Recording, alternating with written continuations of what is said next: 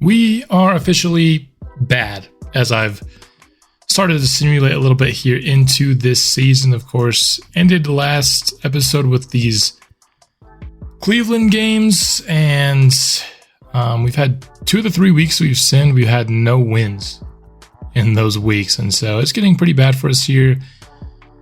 We're playing another division rival here in the Detroit Tigers, and so looking to avoid the sweep. This will be the 3rd straight episode where we're hopping into a game against a division rival where we're hoping to avoid getting swept in that series. But it's important to just kind of establish what our rivals look like, you know, this deep into a simulation. We haven't really been paying attention to what's been going on at the MLB level, you know, up until this year. Just trying to look for reasons why we're struggling.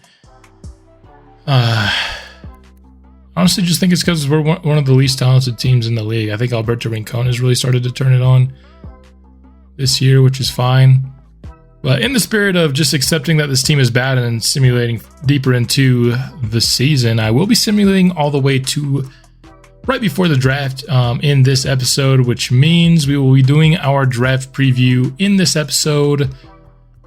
If you tuned in specifically for that and not for the gameplay, though I must say I wouldn't do that if I were you, that will be pretty much halfway through. I think this episode's like 44 minutes. 22 of it will be gameplay. 22 of it will be a draft preview. And we're getting to the point in the season where you might start considering sending people up and down.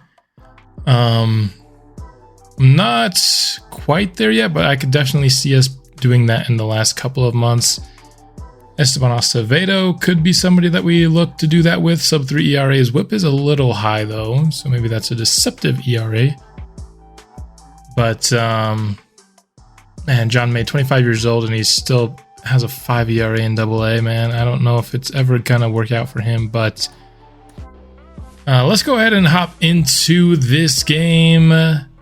After this one, I think we will have played all of our division rivals. Actually, I don't think we've played the Royals in an episode. I did watch a game against the Royals, just looking to see if we needed to do some slider testing. In this game, if it's another really low scoring, like 1-0, 2-0 game or 2-1 or something, I will probably be taking a look at the sliders and editing them prior to next episode, but I wanted to give just at least another chance for MLB the Show 23 to give us a good, entertaining, exciting game. And we'll be watching Buster Pringle. As we saw in the little intro portion, he is on a cold streak right now as he starts this game off allowing a walk to Justin Crawford.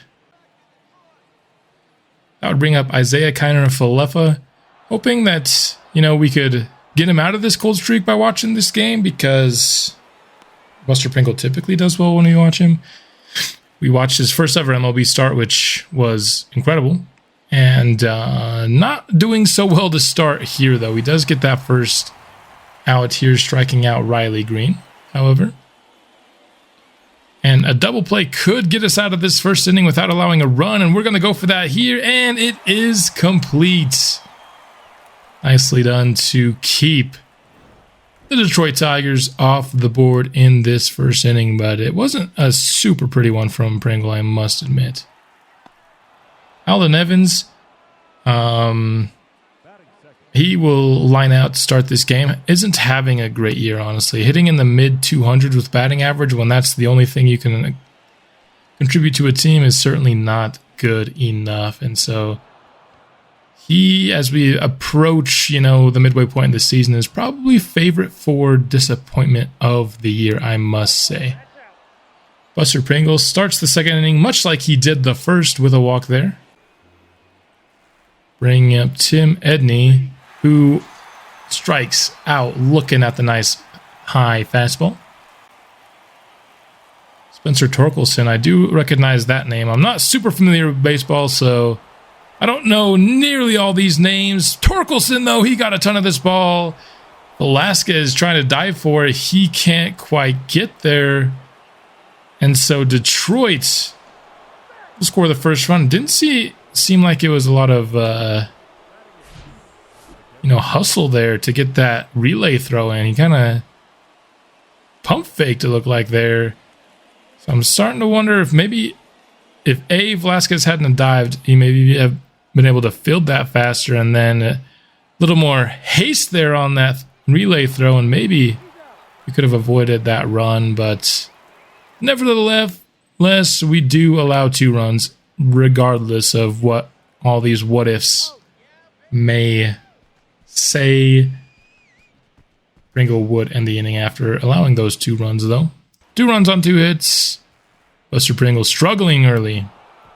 Mosqueda swiping at that pitch outside of the zone. And we are getting mowed down. Another strikeout there, this time looking. And Velasquez, yep, we're going to strike out the side. Luis Gil is killing us here early. Pretty much the exact opposite of what Buster Pringle is doing to the Tigers, as Isaiah Kiner Falefa hits this one out of the ballpark. The 3rd Detroit Tiger run. And we're starting to see that this game isn't going to be what's going to break Buster Pringle out of his cold streak. He just doesn't have it. Has had trouble locating pitches in the zone. That was actually a pretty good pitch, if we're being honest. I don't mind the location, but I mean, just smacked into left field. Didn't go too much past the gate, but doesn't really matter. As long as it goes past the gate, it counts just the same. Velasquez would end the 3rd, so just the solo shot would be all that Pringle would allow. Aaron Roman, he hit that one pretty nicely, but it will not fall down for him. 2 outs now, and we are down on yet another strikeout. We are getting toasted by this Detroit Tiger pitching. That one is right into the glove of Mosqueda. Nice reaction time from our 3rd baseman. Getting it out for Pringle. He definitely needs the help. We'll just say that. Tim Edney up next. 2-2 pitch is up in the zone. I think that's the 2nd time he's struck out looking in this game. I'm trying to remember if he did the first time. Torkelson hit that nice triple his first AB. Draws the walk this time around. Dylan Dingler's trying to hit a ding. No, I'm not even going to try to make a joke out of that because it would be awful. Nick Solak, 0-2 pitch. We've got 2 down in the 4th, and we just can't get out of it, man. Another play to extend this 4th inning. Now 4-0 Detroit. Please get out of this inning, and it looks like we will here. Until Benitez just sails it. Victor Benitez, what are you doing, my guy? You're literally on the field only. Like, the only reason he plays for our major league team is his fielding ability. And he can't even make that routine play. What is this? Pringle doesn't need defensive errors, man. He's struggling plenty on his own. Come on. Not a fan of that. If you literally can't hit and you're just a fielder, you better not be making plays like that. I'm just gonna leave it at that. But also, end of the day, for Pringle bringing on Fernando Bruno, who's actually had a pretty successful season, I would say, at that long relief spot. Certainly not incredible, but maybe deserves a chance to enter into our starting 5. Alberto Rincon hits it nicely. Saw before this game that he's really started to turn it on. Here he's on a hot streak right now. And that was a nice double, his 13th of the year, to keep up this streak. Russell Mosqueda crushes this ball into right field. That one is no doubt about it. A home run for Chicago. We're finally on the board. And we really needed a spark. And it feels like it's been a while since I've seen a no doubt home runner. And oh man, one of the best plays in sports video games. My goodness, Victor Benitez is ugly as heck. What is that, dude? My goodness. Can almost guarantee that guy is single. Holy, what a shot there by MLB the Show 23 of Victor Benitez. Literally looked like an ogre. But bringing things back to baseball, Mosquera is an absolute beast. He's been driving in most of the runs that we've seen in our spotlight games this season, and I love the man. Kevin Sandoval, full count pitch, is into the glove of the left field, so he is retired. He's probably been, honestly, our best player this season, though, so even though maybe not having the best game today. Mosquera gets us on the board, something we desperately needed. We need to slowly chip away, get a run or two every inning, and we can get back into this ball game. But the other half of that is not allowing any runs, and Fernando Bruno allowing 2 straight walks to start the inning is not comforting. We'll just say that. The pitching today, not been our best work here in front of our home fans. This time, another pitch outside of the zone, but this time, Kerry Carpenter is swinging on it. I do remember him in the draft class. Was he just last year? I'm trying to remember. I can never remember with these guys. There's so many draft classes that I can't remember which was which, but I think Kerry Carpenter was one of the power guys we were considering in this last draft, was he not? We ended up drafting Darren Roman instead, and speaking of Roman, he grounds out here. Second out, bottom of the 5th. And Benito Vasquez will extend the inning, though. Like I said, I would really like to get 1 or 2 runs an inning, slowly chip our way back into the ball game, but it's not going to happen in the 5th, as Benitez not having a good game at all today. Dylan Dingler, one of my favorite names in baseball, without a doubt, is safe. Come on, dude, Benitez. Just make a play, why don't you, my guy? I don't know why I sounded slightly Irish right there. Maybe I didn't, it was just all in my head, but good night.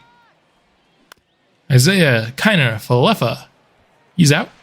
So, nothing doing for the Tigers in the 6th. We've got the top of our order up here. Bottom 6, Jason Gill up to the plate after Alden Evans was out. And he'll get that through the infield. So here we go. Let's get him across, please. Alberto Rincon is up, but Jason Gill wants to steal a bag, and he does so successfully. I like getting a man in scoring position for our best hitters. Rincon lifts it. Got a little bit too much underneath it, so he will be called out to right field. Gill will hold up at second. Mosquera's brought our first 2 runs across the board. How about he brings us home a third, and he looks to do just that. Hit sharply to left field, up against the wall. That should score. Jason Gill with an RBI double for Russell Mosquera. He continues to shine in our spotlight games. Not having an incredible season altogether, but man, when we watch, this guy shows up for sure. And he's not having a bad game in simulation, bad season, in simulation. He's just not great. Riley Green is not gonna be out, dude. Come on, the fielding today.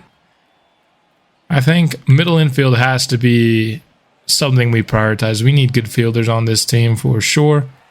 Leandro Velasquez gets underneath this fly ball, so we get through the 7th cleanly. Now, bottom 7, Leandro Velasquez.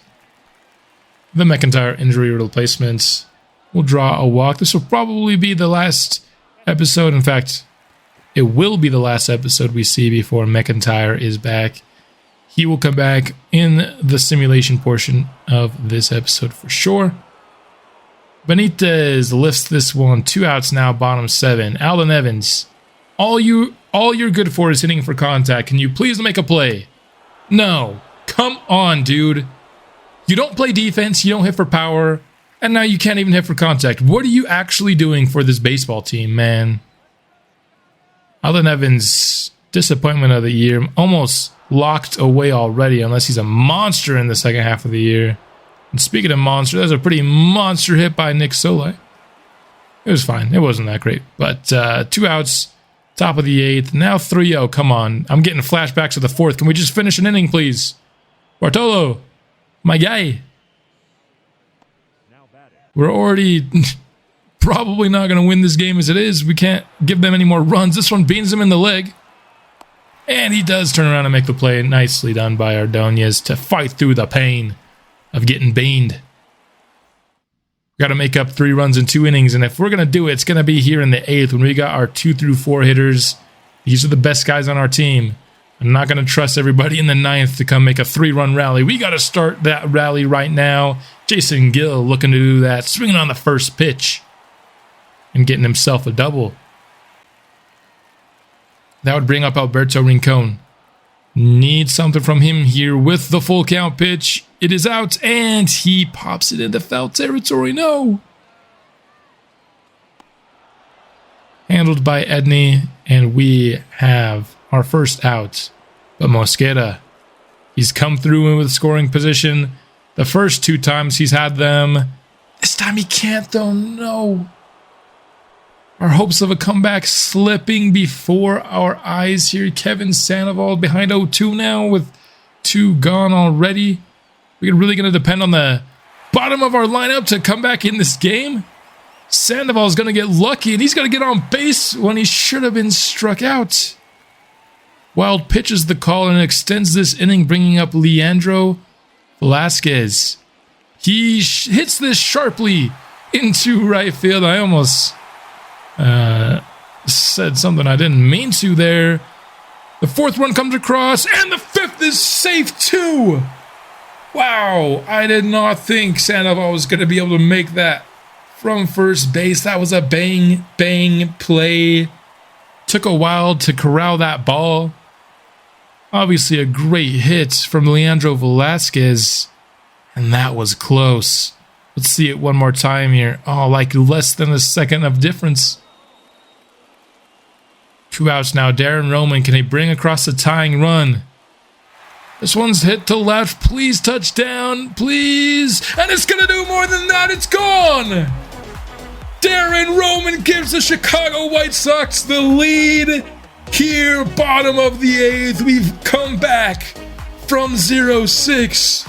Now 7-6. The 18-year-old designated hitter / first baseman comes through in the clutch. He's another guy that's really turned it on as the season has gone along. I was hoping he might. He has the hitting ability, and it's on display right here. What an absolute hit from the youngest player on our team. Rito Vasquez is trying to maybe give us some cushion now, but I guess beggars can't be choosers. We'll take the lead. We don't need any cushion from that. What a comeback. We just need Ezra Rodriguez to close it out here. Riley Green gets that past the glove of Russell Mosquera. No, we can't come all the way back and then just give it away. There's no shot we do that, right?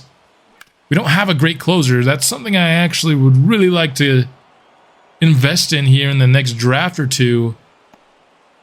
All of a sudden, no outs. Men on first and second. They should be bunting this, and they will. Kerry Carpenter. Can we get the double play? Yes, we can. No, they say he's safe? No way. No way he's safe. That throw was on time. Challenge that, Ross. No. It didn't even give us a replay, and we didn't challenge it. Dude, maybe the catch wasn't made? What was that? Dude, Tim Edney does not like swinging the baseball bat. I think he struck out looking 3 times in this game. And that was like a very easy called strike, you know what I mean? That was not hard. 2 outs. Did Tim Edney bail us out? We just need one more here from Torkelson. We're going to watch the entire AB here. 1-0 is the pitch count. Can we secure the best win in this series through 26 episodes? I think this would be pretty handily. This game was awesome. Comeback was incredible. Fernando Bruno and Greg Enriquez pitched excellently after a struggle at the beginning. We're down 3-1.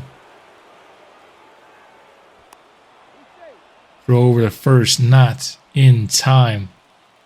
Come on, Ezra.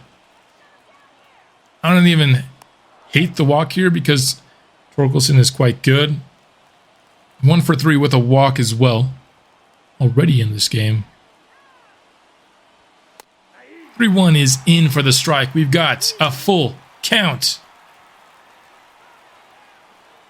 Ezra is going to get hit by Torkelson, but he got underneath it. Gill gets the catch, and the White Sox secure a 7-6 awesome victory over our division rivals.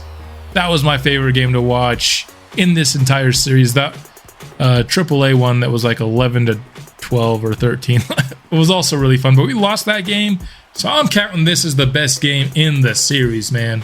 What an awesome comeback. 7 runs on 7 hits. Did an excellent job bringing guys across when we had them in scoring position most of this game. And I'm just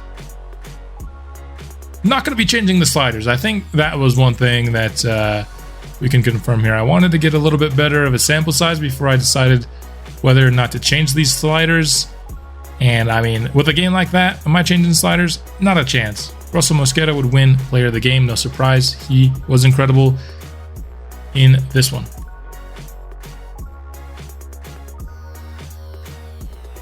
Now it is time to start talking draft and previewing the draft, which we will be doing next episode. And we've been talking about all along here at the first pick is Johnny Higgins, and rightfully so. He is 100% going to be a generational prospect. Should be 82 or 81 overall. And he's going to have his power is going to be in the mid 70s right off of rip, which is going to be very impactful. I've had him on my plan. Basically thought it was mailed in that he was going to be my number 1 overall pick. And I still think he's an excellent candidate, but I don't think it's quite so set in stone as it once was. And here's why. As I simulated through June in this episode, I found a second player that looks to be generational, and that is starting pitcher Tom Williamson. And just taking a look at what this guy looks like, I mean, he's probably going to be like an 80 or 81 overall, which means he's going to have something around 90 velocity, 85 break, very high 90s stamina, strikeouts per 9 likely to be in the 70s, hits per 9 probably high 60s. I think this guy is going to be a sick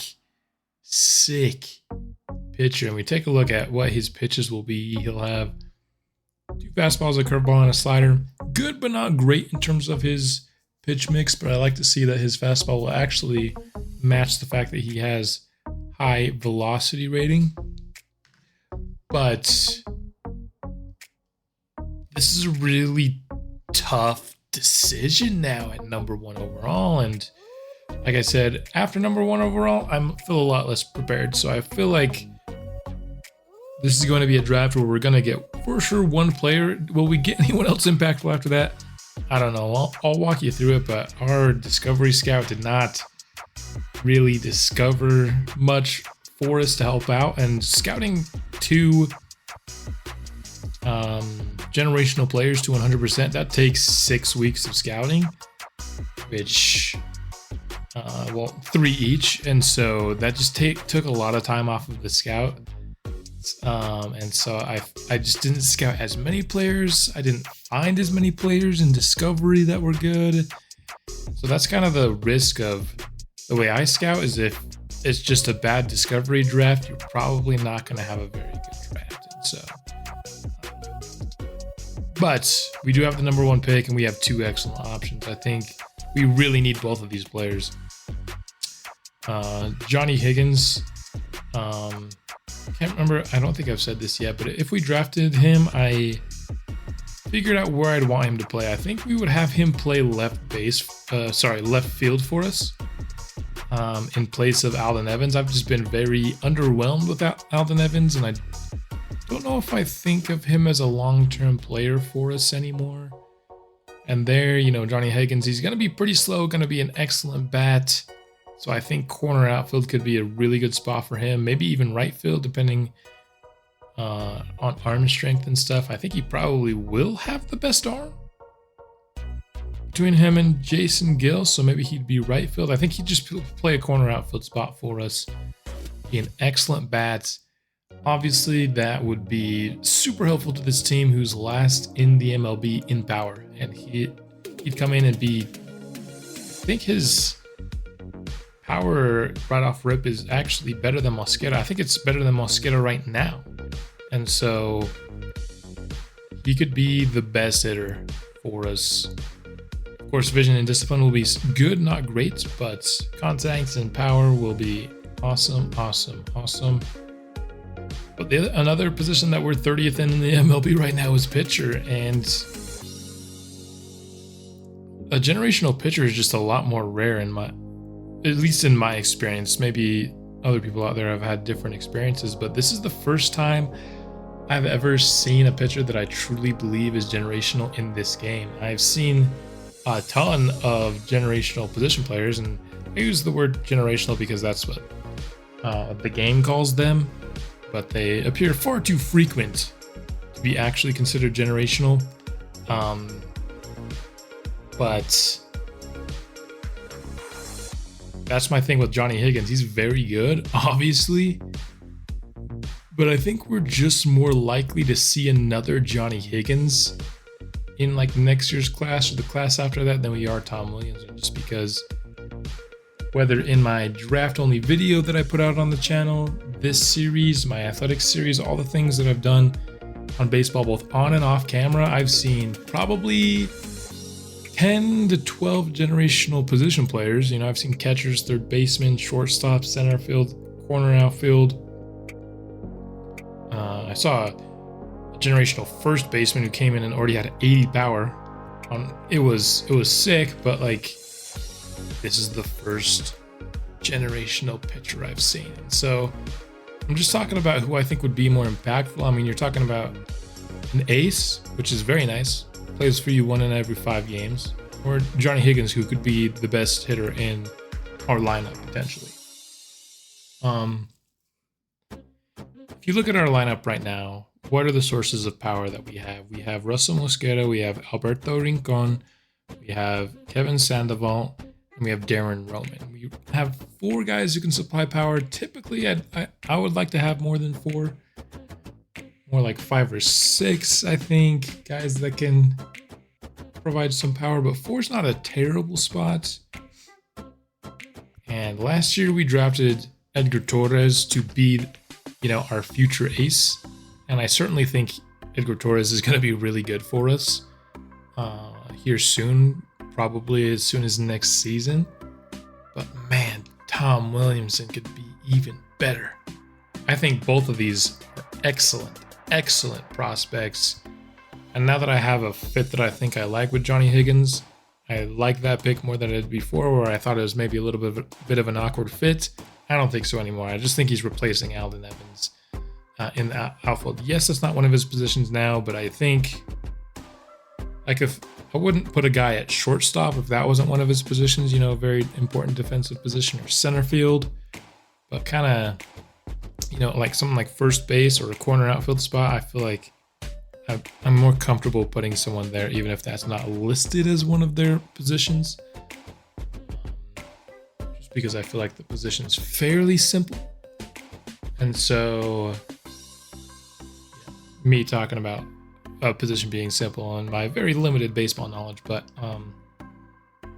it is very, very tough. I've been basically assuming that we're taking Johnny Higgins and figuring it out afterwards for a while now.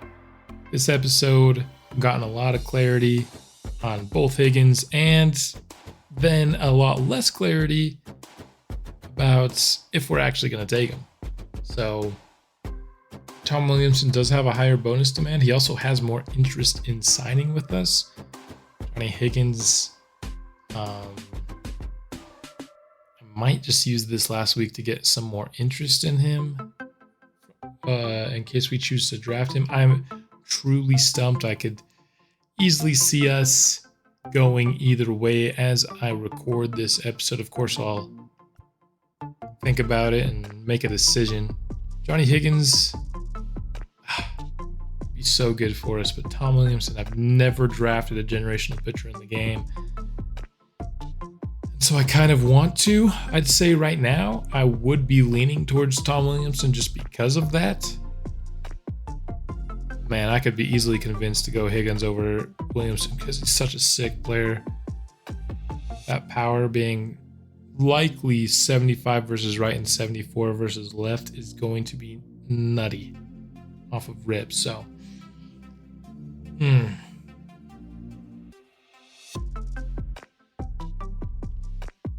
it's tough.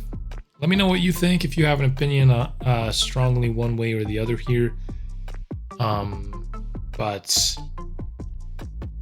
I'm going to go ahead and now just kind of start to show you people that I like after the first round. And I'm going to tell you this right now. It's mostly pitchers. I do think there are a couple of position players that could be there in the second round and worthy of taking. But for the most part, after the first round, it's pitchers, which maybe could be a point in the favor of Higgins because we can take pitchers later. The problem is we've done that so often. For a guy like Mac Jansen, who we could take with our second pick potentially. I mean, what's he going to be? A 62 overall with 91 potentials? Or I guess if he's 62, it'd be 92 potential. I mean, that's cool. That's good. But how many players have we already drafted like that, you know? And so what we haven't done is drafted a player of the caliber of Tom Williamson. Now, just because we drafted a guy at the caliber of Mac Jansen doesn't mean I'm not going to take him here, right? I want to take a ton of swings at the bat, pun intended, at the pitcher position. Find out just who does well in simulation, who doesn't, call people up, send some down, whatever.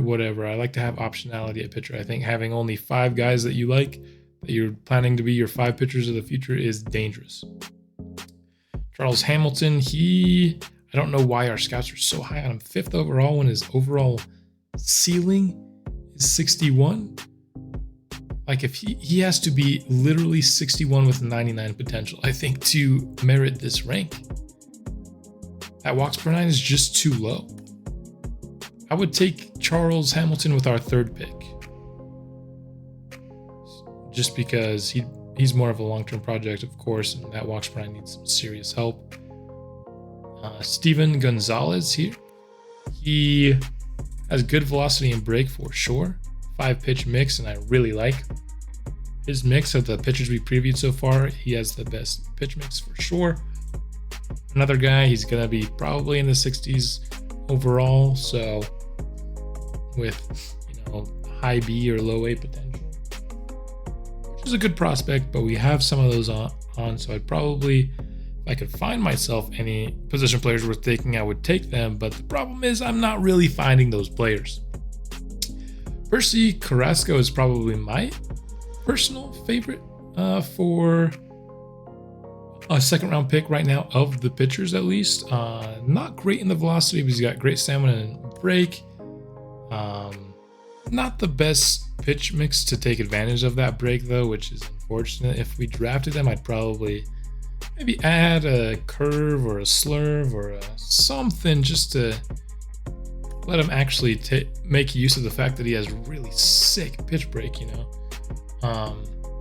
strikeouts per 9. None of his per 9s are going to be super weak, but he's also going to, feels like he's going to be needing some development. He's not going to come in right away. That overall range of 61 to 73 is pretty good. Has a chance to be kind of a high 60s guy, maybe only be a year or 2 away, but I don't think he's some ready-made pitcher by any means. I think he will have some work to do. Another guy I think we could be drafting here is Jay Cruz. Now he's more of probably high floor to low ceiling guy, maybe a guy you could envision being like your fourth pitcher, but high walks per nine, that sims well, high stamina, I like that. Having pitchers go deep into games, you don't have to rely on the bullpen as much, which is harder to draft. And there you go. And then we have Harrison Mesa here. Stamina, velocity, break. That's the strong suit. Walks per nine. Definitely more of a long-term kind of project. But can I envision us taking him with our third or fourth pick? I absolutely can. And then the last guy that I really want to talk about at pick sure would be Rick Guillen out of Kentucky. His thing is his stamina, 4-pitch mix that is pretty solid. I like it quite a bit. Velocity and breaker decent, walks per 9 and strikeouts per 9. I kind of like that combination there, but limited upside and not going to be great right away either. So he's more of a probably 4th round pick in my eyes. Now, I really wanted to get around to scouting relievers and closers this year because I think I could use for like a sick closer that I feel good about for the rest of this franchise. That would be something that I'd love to pick in the second round. Now, somebody that I like for that is these first two guys here. Luis Merced, I think, could be a good candidate for that. Now, this is just taking a swing, right? This is somebody that we don't have scouted. So do you risk your second round pick? I think when all your options are kind of pitchers that you like but don't love, I'm more willing to do that. I also like Mariano Gonzalez here. I like that break looking so high. His hits per 9 is higher than his strikeouts per 9, which isn't super common among pitchers. You usually see the really high strikeouts per 9. Only a 3-pitch mix, but I do like the 3 that he has. I feel like that's not a super uncommon with closers. Also looks to maybe have really high control. So Mariano Gonzalez is somebody that I might be willing to take with the second and just kind of take the flyer on, but it's really these two. In terms of relievers, who was the one that I liked? Was it Tim Stout? I like Tim Stout, but I don't think it was him. I think would be worth it. I think it was Heroes. Maybe it was. Yeah, there's just a few guys that I think are worth a shot for sure. Here they have, the right distances between overall potential. You're going to see a 21-point difference here in Quiros, 22 in Stout. You're going to see 19 for Merced and 15, which is kind of on the low end, but this is where you could see, 75 overall, 90 potential kind of guy. That's kind of the ceiling you're looking at here, which I think could be interesting. But that's kind of what I'm thinking about relievers. And then, of course, there's some guys probably that we discovered. There's just nobody really high on the board that we discovered. John Sampson's the best reliever that we discovered, and he's 86 on our board. Discovery Scouts found us a couple of starters that I really like, mostly Carrasco I really like. And Hamilton, I guess, is more of a late round flyer, but apart from that, dude, not much help. Now, in terms of position players, our scout just didn't bring us home anybody good. Igueda's gonna have some hitting ability, and so taking him with one of our later picks to at the very least just be a good hitter for the minor leagues, help kind of boost teammates up in the minor leagues, make their stats look better, maybe win some more games, get more morale, the whole thing in the minor leagues. Do I ever see him being a major league player? Probably not. So that's somebody you take at the very earliest, the 4th round probably. There was somebody else, I think he was a third baseman. Here we go, Philip Yang. He was somebody that before we actually scouted him, when he was first discovered, I thought he looked really good. He was going to be a good fielder and You can see he has a really all-around game. The problem is he all-around kind of sucks. After we scouted him, he looked a lot better before. So yeah, those were the two most exciting guys that my Discovery Scout discovered, and that's no joke. A couple guys though, it could be worth taking a look at. Should we in the second round, and should they fall? One of them is Thomas Oka here. He just has really good fielding and decent contact. Of course, not going to be a power hitter at all, but I really am looking for a guy with some upside that is a good fielder. I think Oka could provide that with our second pick. And Caruth, I would put below him just because his fielding actually isn't that great, but we scouted him and our scouts think he's pretty solid, so I would maybe take him if most of the pitchers that I like are on the board, off the board, and he falls. But honestly, our best chance of taking a position player outside of the first round is if Thomas Oka falls. That's just the cold hard truth. And he's fine. He's not great, right? He's gonna be guaranteed B potential, high 60s, low 70s to start off, with a game that you can see translating pretty soon, which is good because he's 23 years old, right? And so because he's 23 years old, we know his ratings within a really good range. Everything's within 5, and they look good. He'd be replacing a guy like Victor Benitez long term, probably as our shortstop or our second baseman, alongside Blake Boyer, and those two could be our middle infielders of the future. That middle infield and kind of corner outfielder are the two spots of our position players. I feel like we don't quite yet have the long-term solution, and so those are really the only spots that I am looking at. And because I'm not looking at every spot, I'm probably missing some really good-looking position players. I did look for just power, just to see if we can get a DH as well, and that's just not something that's generated very often in this game. Power is very hard to come by, and there wasn't any in this class. There was no like Philip Jung and Darren Roman, who I thought we can get the third or fourth round that could provide us some power. So like I said, really excited about round 1. I think we have two awesome options. After that, I also think we'll have a good second round pick, whether it's one of the pitchers or if it's Oka. That's really where I'm leaning second round.